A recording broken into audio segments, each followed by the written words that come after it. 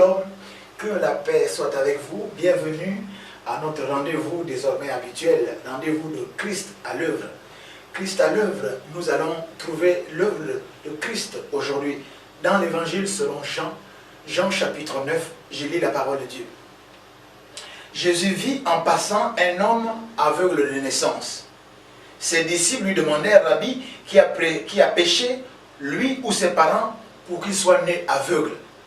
Jésus répondit, ce n'est pas que lui ou ses parents aient péché, mais c'est afin que les œuvres de Dieu soient manifestées en lui. Au verset 4, il nous faut travailler tant qu'il fait jour aux œuvres de celui qui nous a envoyés. La nuit vient où personne ne peut travailler. Au verset 5, pendant que je suis dans le monde, je suis la lumière du monde. Verset 6, après avoir dit cela, il cracha par terre et fit de la boue avec sa salive. Puis il appliqua cette boue sur les yeux de l'aveugle et lui dit, va te laver au réservoir de Siloé. Ce qui se traduit par envoyer, il y alla se laver et quand il revint, il voyait. Au verset 8, ses voisins et tous ceux qui auparavant avaient vu qu'il était un mendiant disaient, n'est-ce pas là celui qui se tenait assis et qui mendiait? Verset 9, les uns disaient, c'est lui, d'autres disaient non, mais il lui ressemble. Et lui-même disait, c'est bien moi. Ils lui dirent donc, comment tes yeux ont-ils été ouverts? Il leur répondit au verset 11 de Jean chapitre 9, l'homme appelé Jésus a fait de la boue, me l'a appliqué sur les yeux et m'a dit, va te laver à Siloé. J'y suis allé, je me suis lavé et j'ai recouvré la vue. Cette histoire continue, mais nous allons nous arrêter là pour partager la grâce de Dieu aujourd'hui. Alors, je suis APM, l'apôtre Paul Messi, l'ange de l'Éternel qui officie au ministère Colonne de Feu et de Nuée à Libreville et Antoum. À Libreville, au lieu dit de Zanhayon, l'église locale s'appelle la maison de prière. Antoum, c'est la joie parfaite qui se situe au niveau des deux lions. Alors, nous allons d'abord prier avant de partager sous l'onction du Saint-Esprit ce merveilleux message. Dieu vivant d'Israël, je prie au nom de Jésus-Christ que ce message qui est prêché, poussé par le Saint-Esprit, par l'apôtre Messie, que moult personnes soient touchées et que toutes ces personnes-là soient convaincues de péché, de justice et de jugement et qu'ils donnent leur vie à Jésus en se repentant et en recevant Jésus-Christ comme leur Seigneur et Sauveur personnel. Je m'élève et je m'oppose à tout raisonnement, à toute hauteur qui s'opposerait à la connaissance de Dieu. Et je ramène toute pensée captive à l'obéissance du Saint-Esprit présent au nom de Jésus-Christ de Nazareth. Amen. Alors, nous connaissons cette histoire de Jean chapitre 9 qui parle de l'aveugle-né. Mais moi, je vais intituler ce message en disant que Jésus veut ouvrir tes yeux. La Bible nous dit que Jésus vit en passant un à un, avec ses disciples, un aveugle de naissance. Je peux te dire que déjà, Jésus le faisait en passant parce qu'il allait de lieu en lieu, il allait de maison en maison, de pays en pays. Pour faire quoi? Pour manifester le royaume des cieux, pour proclamer le royaume des cieux. Guérissant les malades, purifiant les lépreux, les paralytiques se levant, les aveugles recouvrant la vue. C'est le cas maintenant. La Bible déclare qu'il passait. Et à ce moment précis, il n'y a pas de hasard, il n'y a pas d'accident. Monsieur, madame, mon bien-aimé. Si vous êtes là et que vous écoutez l'apôtre Messie, vous me regardez à travers ce média, c'est que Jésus est en train de passer à travers ce média, par ce passage, par ce message que vous recevez concernant l'aveugle-né. C'est pour nous signifier le caractère, on va dire, tellement aléatoire, le caractère grave, le caractère pesant. Un homme, ce n'était pas un enfant, c'était un homme, un adulte, qui est né aveugle, donc un homme connu. Nous allons nous arrêter pour regarder un peu différents tableaux qui s'offrent à nous sous l'onction du Saint-Esprit. Premièrement, regardons d'abord les parents. Prenons le côté du père. Lorsque un homme, sa femme est enceinte, il est fier, il bombe le torse, il est content, il est joyeux, il fait des promesses. Et puis finalement, in fine, la femme accouche et l'enfant est un aveugle-né, vous vous rendez compte? Vous voyez? Et prenons un peu du côté de la maman. Elle a porté une gestation normale, une grossesse normale dure autour de 9 mois. Voici, elle a porté un enfant dans 9 mois. Elle a fait des provisions, elle a fait des projets. Ils ont acheté plein d'autres choses. Les parents sont contents. Tout le monde attend la naissance de l'enfant. Et quand cet enfant naît, il est aveugle. Vous voyez un peu déjà, au niveau même, on va dire, du microcosme familial entre le père et la mère, les accusations qui peuvent fuser d'un côté ou de l'autre. Oh, c'est la faute de ceci, c'est la faute de cela, on n'a pas fait les examens, on n'a pas fait ci, ça. Donc, est-ce que c'est votre cas? Déjà à la naissance, est-ce qu'il y a eu des problèmes? Parce qu'il y a des enfants qui ont des noms, nous voyons ça dans des relations d'aide, il y a des enfants qui se présentent avec des noms comme extrêmeo, comme des noms comme souffrance. Ça veut dire que ça dénote tout de suite qu'à la naissance, la maman ou le papa, la famille a été déchirée. La Bible déclare que cet homme était aveugle. Maintenant, regardons un peu au niveau de la réa familiale, dans l'environnement familial.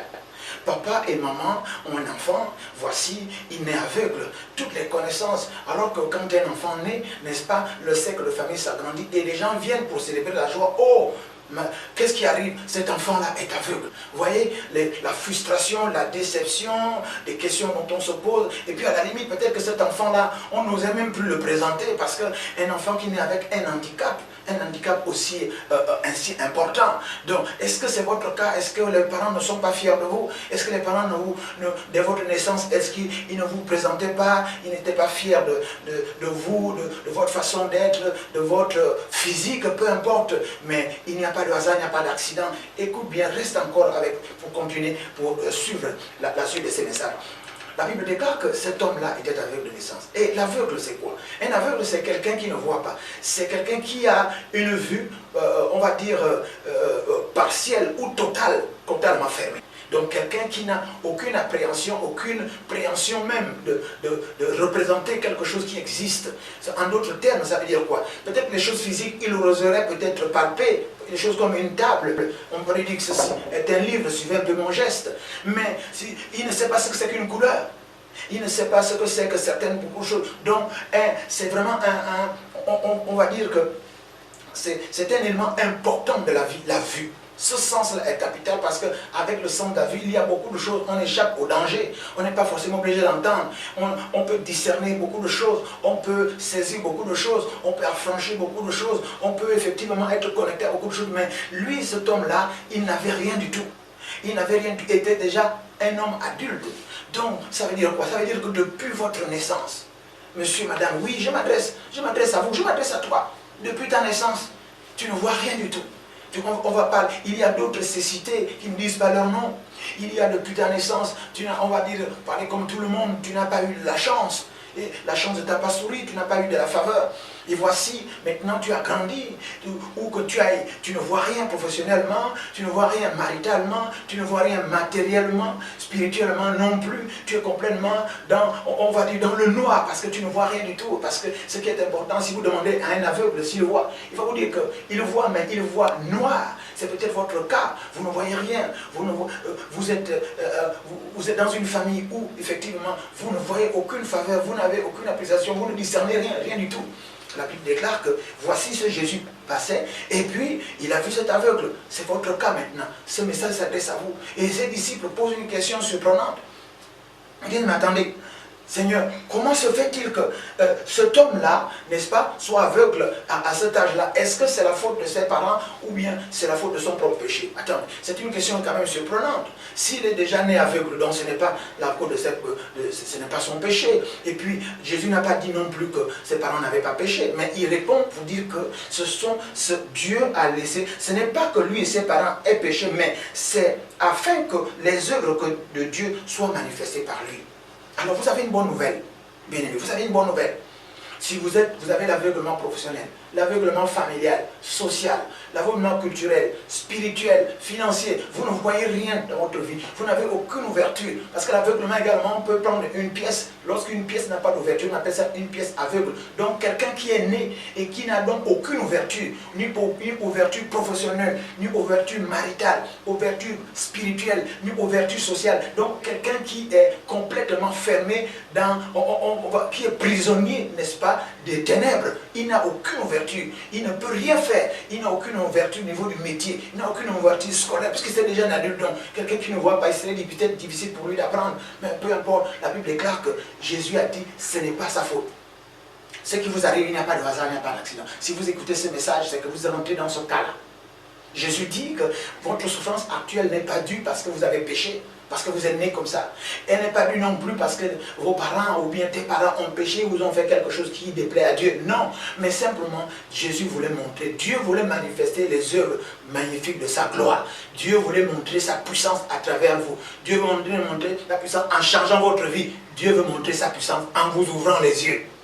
Il doit pouvoir vous ouvrir les yeux professionnels, les yeux, on va dire, familiales, sociales, culturels. Il va pouvoir vous donner des ouvertures pour pouvoir trouver ceci ou cela qui manque à votre vie. La Bible dit ceci. Et il dit, et Jésus dit bien qu'il faut qu'il travaille pendant qu'il fait jour. Parce que les œuvres de Dieu se manifestent maintenant. En d'autres termes, ça veut dire que quand le temps est favorable, vous qui écoutez ce message, le temps est favorable. Ce message s'adresse à vous. Il est temps pour vous de prendre des bonnes décisions vis-à-vis de l'évangile, vis-à-vis des pasteurs, vis-à-vis de l'église du Dieu vivant, vis-à-vis de votre propre vie. Qu'est-ce que vous risquez? Vous êtes aveugle naissant, professionnel, vous n'avez aucune ouverture par-ci par-là. Qu'est-ce que vous risquez à donner votre vie à Jésus? Je vous prépare pour dire que c'est Jésus-Christ qui a ouvert les yeux de cet aveugle. Il est né aveugle. Ce n'est pas qu'il avait vu. Donc il n'avait aucune représentation physique de quoi que ce soit, peut-être par le toucher. Mais il n'avait rien vu. Tu n'as encore rien vu de ta vie. Et pourtant tu vis, tu es déjà adulte. À l'âge où tu es là maintenant, tu ne vois rien. Les autres ont des terrains, tu n'en as pas. Les autres construisent des maisons, tu n'en as pas. Les autres travaillent, tu ne travailles pas. Les autres sont mariés, tu n'es pas marié. Donc tu es complètement aveugle quant à tout ce qu'on peut dire comme situation sociale, culturelle, familiale. Et que dis-je encore? La Bible déclare que, voilà, il dit, Jésus dit qu'il est temps, pendant que maintenant je suis dans le monde, je suis la lumière du monde. C'est Jésus-Christ qui est la lumière. Donc, retenez que vous, tout ce que vous avez, c'est un aveuglement. Vous êtes né comme ça là. Vous êtes aveugle en tout, vous ne voyez rien. Vous n'avez aucune ouverture, aucune faveur. Vous n'avez la vision, vous n'avez rien du tout. Vous n'avez aucune espérance. Vraiment, on va dire c'est lamentable dans votre vie. Mais ne vous inquiétez pas. Jésus-Christ passe par là. Jésus-Christ passe au travers de cette prédication de l'apôtre Messie. La prédication que vous êtes en train de suivre là, c'est Jésus-Christ qui passe et qui vous interpelle. La Bible déclare qu'après avoir dit, après avoir expliqué, n'est-ce pas, que ce n'est pas de votre faute, que vous n'avez pas péché, que vous n'avez pas aidé en vampire, que vos parents ne sont pas vampireux, que ce n'est pas l'oncle qui t'a mangé, c'est la tante qui a fait quoi que ce soit, c'est les grands-parents. Ce n'est pas leur cas. Dieu voulait simplement montrer qu'il est puissant à travers le miracle qu'il va faire dans ta vie, en te donnant des ouvertures d'une vie, ouverture financière, ouverture professionnelle, ouverture maritale, ouverture, on va dire, matérielle. Alléluia. Les œuvres de Dieu sont extraordinaires. Jésus, après avoir parlé, maintenant, en ce moment, après avoir reçu cette parole, la Bible déclare qu'il cracha par terre. Nous savons que les crachats, la salive de quelqu'un, c'est sa parole. Et il a mélangé avec la terre. Avec la terre. Et nous savons que nous venons de la terre, n'est-ce pas? Et au commencement, Dieu fit l'homme en prenant de la poussière, n'est-ce pas? Il a façonné dans l'homme et il a soufflé un souffle de vie pour que l'homme devienne une âme vivante. La Bible déclare qu'après avoir mélangé effectivement la salive avec la terre, non, on va, comme qui dirait, il va créer, n'est-ce pas, puisque l'enfant est naissant des yeux, il va créer les yeux. Dieu va créer une opportunité. Toi qui ne vois pas là, à partir de cette parole qui est libérée, la terre, c'est nous, tous les éléments qui sont dans notre corps, nous sommes la poussière, nous avons été tirés de la poussière nous retournerons, nous sommes de la poussière. Donc, que la parole de Dieu que tu reçois ce matin, ce soir, à midi, je ne sais à quel moment tu reçois cette parole-là directement appliquée à tes yeux, directement appliquée à ton aveuglement, un aveuglement marital, professionnel, un aveuglement financier. Depuis que tu es né, tu n'as aucune ouverture. Cette parole de Dieu que tu reçois maintenant, c'est comme la salive de Jésus-Christ qu'il mélange avec la terre, qu'il applique à tes yeux. Et la Bible déclare que finalement, il dit à cet homme, va te laver les yeux au réservoir de Siloé. Oui, mais bien aimé, pour se laver les yeux au réservoir de Siloé, ça veut dire simplement, il faut rejoindre une église. Il faut rejoindre une église. Il faut, là où Dieu est prêché, ne vous inquiétez pas pour ça. Quand vous donnez votre vie à Jésus, vous serez conduit par le Saint-Esprit qui va vous mener près d'un homme de Dieu qui pourra s'occuper de votre vie. Mais regardez, nous allons nous arrêter encore. Cet homme de Dieu, cet homme aveugle-né, lorsque Jésus le vit, lui n'a pas vu Jésus. Il n'a pas interpellé Jésus. C'est Jésus qui s'est déplacé parce qu'il a vu, il voulait manifester sa gloire. C'est comme maintenant. C'est la parole de Dieu qui se déplace maintenant au travers de ces médias qui vous trouvent où vous êtes en ce moment en train de l'écouter. C'est Jésus qui se déplace, il est la parole qui s'est faite chair. Donc en parlant de Jésus, je proclame sa parole, c'est sa parole qui se déplace et qui vous trouve là où vous êtes en ce moment. La Bible déclare que cet homme n'a pas regimbé. Vous vous rendez compte de la salive de quelqu'un? Il crache par terre dans la boue et il met ça dans les yeux. Et cet homme-là n'a pas rechigné, il n'a pas raisonné, il n'a pas commencé à dire mais qu'est-ce que vous faites tout le reste? Non, ça veut dire que cet homme-là était déjà, on va dire de façon extrémiste, il était déjà à bout. Il en avait assez. Je crois que tu en as assez de ta façon d'être. Je crois que tu en as assez de cette situation de sans ouverture, sans opportunité, sans considération, sans rien du tout. Je crois que tu en as assez. La Bible déclare que le temps qu'il crache par terre, qu'il prenne de la boue, il a le temps de lui appliquer la boue à l'œil droit par exemple. Ensuite à l'œil gauche, l'homme là n'a pas résisté. C'est ce que nous sommes en train de faire là, depuis que nous sommes en train de prêcher, en train de vous dire que donnez votre vie à Jésus-Christ de Nazareth. Parce que c'est une façon à lui de l'accepter. Jésus est venu vers lui. Il n'a pas appelé Jésus, il n'a pas interpellé Jésus. C'est Jésus qui est venu vers lui. Et Jésus vient à travers ce message que vous êtes en train d'écouter. Donc, et il a reçu Jésus. Il a accepté que Jésus crache par terre, prenne la boue et l'applique à ses propres yeux. Recevez cette parole simplement pour comprendre qu'il est temps. C'est Jésus-Christ seul qui ouvre les yeux des aveugles. Jésus veut ouvrir tes yeux. Jésus veut ouvrir tes yeux. Pour cela, tu dois faire comme cet aveugle-né. Accepter sa parole. Et accepter cette parole qu'elle vienne tabernacler en toi pour produire en toi les œuvres dignes de Dieu. Afin que son nom soit glorifié et que votre joie soit parfaite. Il a accepté que Jésus applique la boue à un œil, un deuxième œil. Et ce n'était pas en cachet, c'est devant tout le monde. Cette fois-ci, il a dit, écoutez, on va parler à la manière de tout le monde. Mort, vivant, vivant. Je vais voir. Peut-être qu'il avait déjà essayé plein de choses. Tu as déjà essayé peut-être les gangas, les marabouts, les diseurs de bonne aventure et tout autre vendeur d'illusions et tout le reste. Mais ça, mais rien n'y fit. Mais cette fois-ci, je ne te demande pas d'essayer, je te demande de recevoir Jésus. Cet homme aveugle-né a reçu le crachat mélangé avec la boue, appliqué aux yeux. Et voici quelqu'un que tu n'as jamais vu. Après t'avoir appliqué les crachats mélangés à la boue aux yeux, il t'enjoint d'aller à un réservoir à Siloé. Comment il a pu y aller? Certainement les gens l'ont accompagné.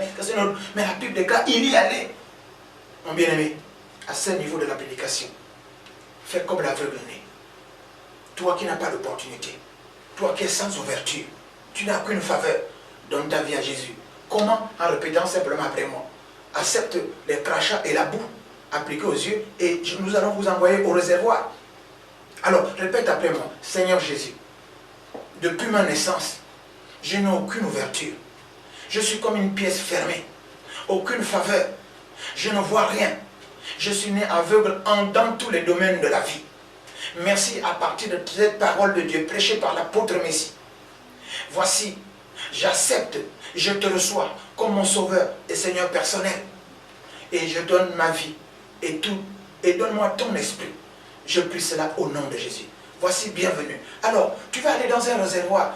Le Saint-Esprit de Dieu que tu reçois maintenant au nom de Jésus-Christ de Nazareth parce que tu as donné ta vie à Jésus, va te conduire dans une église. N'est-ce pas? Tu vas rencontrer certainement quelqu'un, tu es certainement chez quelqu'un qui va te conseiller, il n'y a pas de hasard. Tu vas retrouver un homme de Dieu qui va s'occuper de toi, tu te présentes à lui et de là, n'est-ce pas, il va te laver les yeux, c'est-à-dire il va t'enseigner, il va te diriger, il va nettoyer ce qu'il faut nettoyer, il va te faire ce qu'on appelle la relation d'aide ou bien qu'on appelle encore la cure d'âme. Et voici la Bible déclare que, et finalement il y est allé, et quand tu vas aller, il a vu clair. Rejoins une église, rejoins un homme de Dieu qui va t'enseigner, qui va s'occuper de toi spirituellement. Et puis, tu verras que tes yeux vont s'ouvrir. Ta vie est comme ça parce que tu ne vois rien. Tu es un aveugle-né. Maintenant, avec Jésus-Christ dans ta vie, et en allant dans une église où un homme de Dieu va s'occuper de toi, faire outre les délivrances, les relations d'aide, les entretiens, il va voir ce qui ne va pas, il va nettoyer tes yeux, et tu pourras voir clair dans tous les autres domaines que tu n'as pas pu saisir. Oh, alléluia, il est merveilleux. La Bible déclare qu'il est revenu, et cette fois-ci, il n'a pas trouvé Jésus. Et sa guérison a créé un étonnement, a créé un mouvement. Les gens disaient, mais n'est-ce pas l'aveugle là qui était mendiant? Non seulement il était aveugle, il était mendiant, tu quémandais par-ci, par-là. Parce qu'un aveugle ne peut pas travailler correctement de nos jours, sauf dans certains pays développés et encore. N'est-ce pas? Il faut avoir, on va dire, quelques contacts. Mais seulement, il était mendiant, il était aveugle aussi. Les gens disaient, non, non, non, ce n'est pas lui, il lui ressemble. Non, ils vont te reconnaître.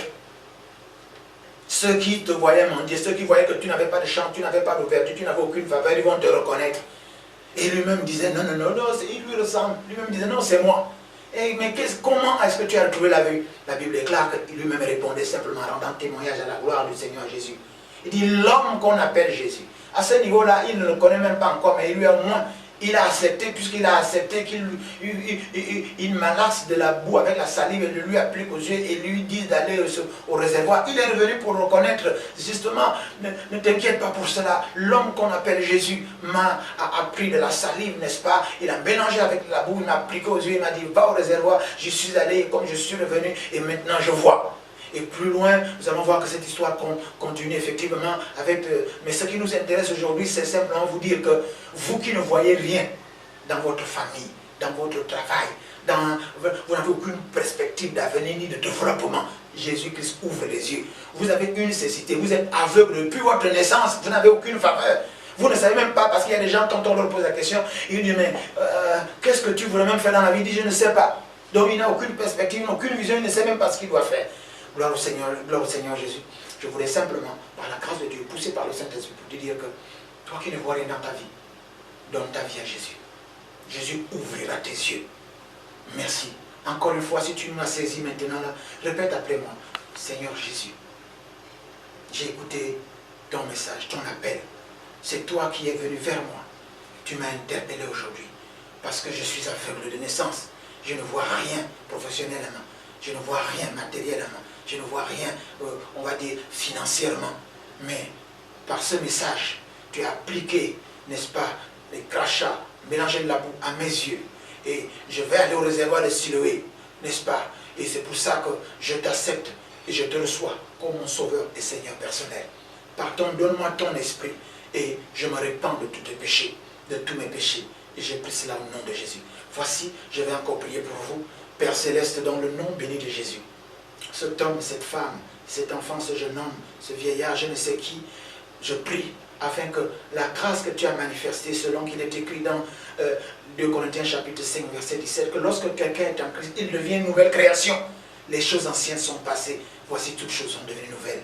Je proclame que l'aveuglement, il était aveugle de naissance, maintenant il voit.